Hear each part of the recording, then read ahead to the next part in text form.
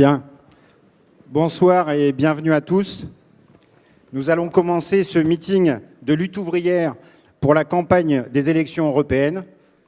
Donc, lutte ouvrière présente une liste de 79 candidats aux élections européennes du 26 mai, tous issus du monde du travail.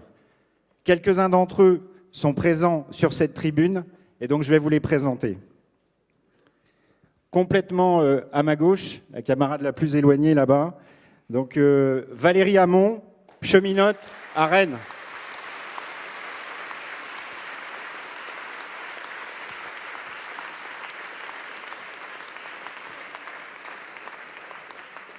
Ali Kaya, ouvrier de l'automobile dans les Yvelines.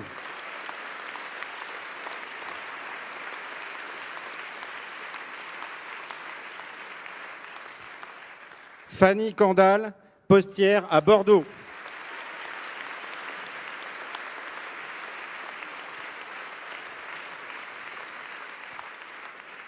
Patrice Villeray, ouvrier ajusteur aux fonderies du Poitou.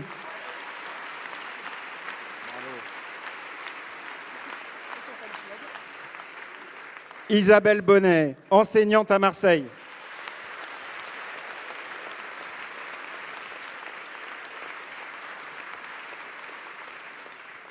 Christophe Garcia, postier à Caen.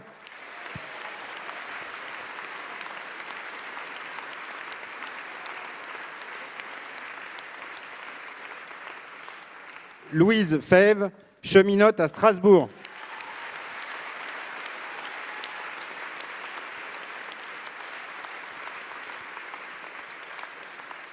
Éric Pecker, ouvrier de l'automobile à Lille.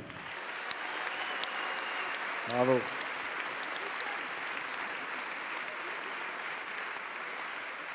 Farida Mekdoud, enseignante à Orléans.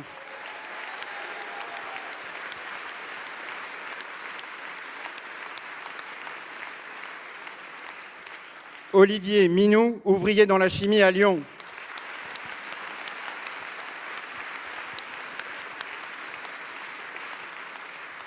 Claire Rocher, infirmière à Dijon.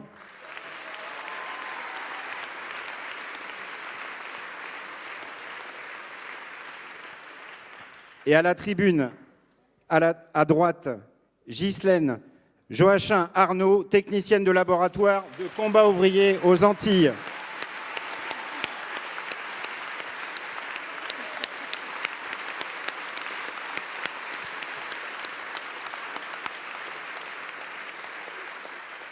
Jean-Pierre Mercier, ouvrier de l'automobile.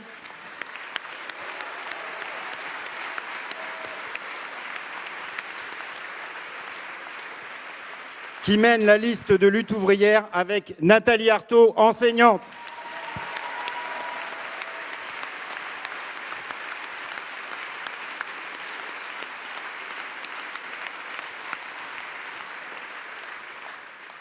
Et à mes côtés, notre camarade Arlette Laguillet.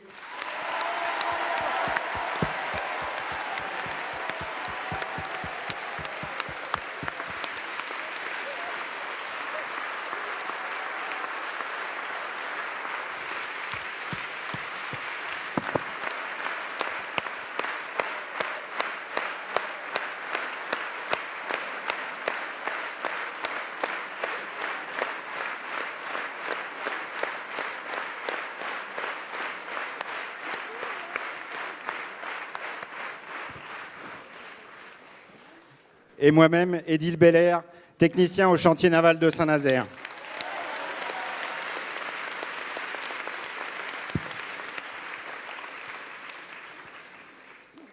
Alors, depuis la publication des listes pour les élections européennes, les commentateurs se gaussent de leur nombre. Aux dernières nouvelles, il y en a 34.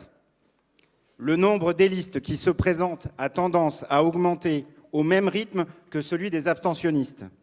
Et encore, paraît-il, la France n'est pas championne en matière du nombre de listes. En Allemagne, il y en aurait 44. Et les commentateurs de déplorer les uns l'inflation de candidatures, d'autres la dispersion.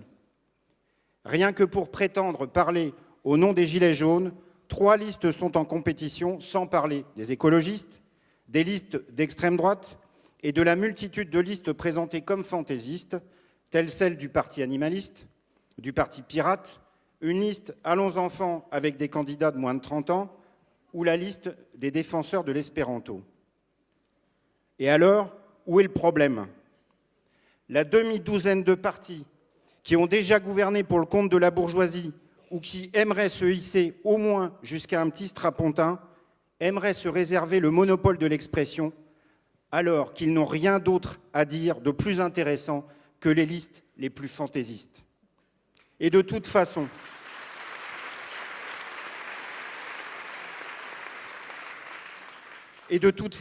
entre ce qu'ils disent et ce qu'ils font au gouvernement, il y a un abîme.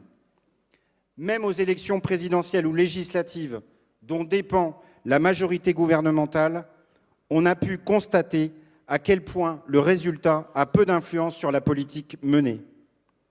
À plus forte raison, aux élections au Parlement européen qui fonctionnent par consensus et où encore moins de choses se décident qu'au Parlement national, et ce n'est pas peu dire. Quant aux partis qui font la course en tête dans les sondages, s'ils pérorent sur l'avenir de l'Europe, ils louchent vers les élections à venir qui donneront plus de postes et de positions, à commencer par les municipales de l'année prochaine.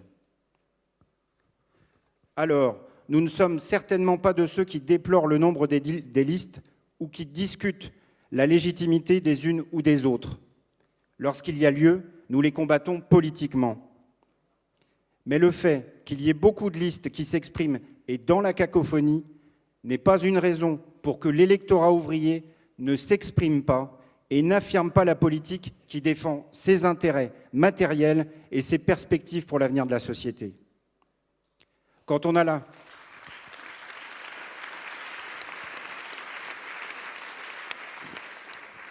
la possibilité, ne serait-ce que de pousser un cri, il faut que les exploités, les chômeurs, les pauvres le fassent. Il s'agit pour nous de défendre une politique qui exprime les intérêts des travailleurs face à tous les partis, toutes les listes qui se placent sur le terrain de la bourgeoisie, c'est-à-dire dans le cadre du système capitaliste. Et plus encore, il s'agit de permettre à une fraction de l'électorat ouvrier, même minoritaire, d'exprimer son appartenance au camp des travailleurs en votant pour une liste communiste révolutionnaire et d'affirmer que, face à la crise et à l'offensive de la bourgeoisie, il faut avancer un programme de lutte de la classe ouvrière.